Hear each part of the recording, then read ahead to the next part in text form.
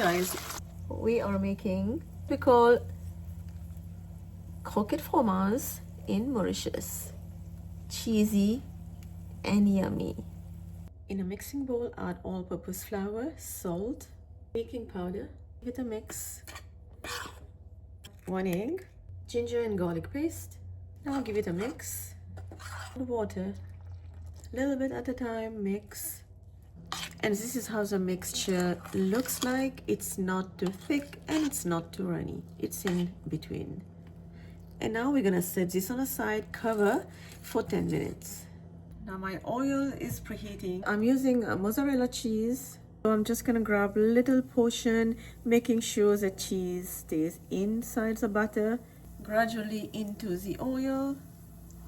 After a few minutes, just take a fork and move them around gradually. This is not gonna take long to fry, approximately 3 to 3.5 minutes.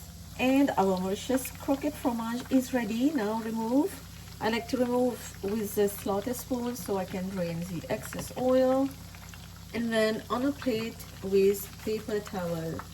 If you guys like this video, give it a like, subscribe, and I will see you next time. Bye bye.